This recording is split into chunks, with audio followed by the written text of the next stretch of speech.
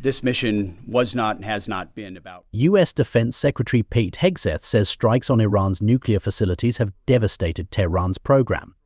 Speaking from the Pentagon, he reiterated the mission was not meant for regime change but to send a clear message. The operation, named Midnight Hammer, targeted 3 key nuclear sites in Natanz, Fordow, and Isfahan early Friday. According to Hegseth, over 125 U.S. military aircraft dropped 75 precision-guided munitions in a tightly coordinated mission.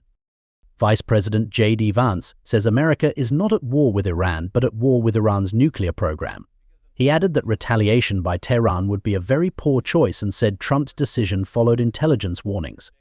U.S. officials claim the strikes pushed back Iran's nuclear capabilities by years. While emphasizing peace, Vance and Hegseth insisted the strikes were necessary and that the U.S. remains ready for further action if Iran responds militarily. Israeli forces conducted parallel strikes on Iranian targets in Bushehr, Yazid, Afazaz, and Isfahan. Tel Aviv claimed the joint strikes were a massive military success, with Prime Minister Netanyahu saying the mission was coordinated with Washington. Iran responded sharply. Foreign Minister Abbas Araghchi called the strikes a violation of the UN Charter and a betrayal of diplomacy. President Pezeshkian accused the US of backing Israel after its failure to destroy Iran's nuclear sites alone. Iran's Red Crescent reported no deaths, but damage to 10 facilities, including a fuel rod site at Isfahan, was confirmed.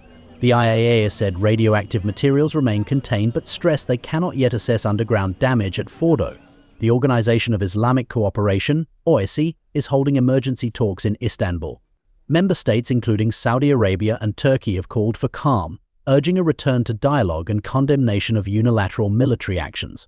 Iran's parliament has approved a bill to close the Strait of Hormuz, a critical choke point for global oil. Final approval from the country's Supreme Security Council is awaited, raising fears of global energy disruption. Major shipping firms like Maersk say their vessels continue to navigate the strait but are closely monitoring developments. Gulf states, including the UAE and Qatar, have urged all sides to show restraint to avoid a regional catastrophe. Bureau Report, NewsX World.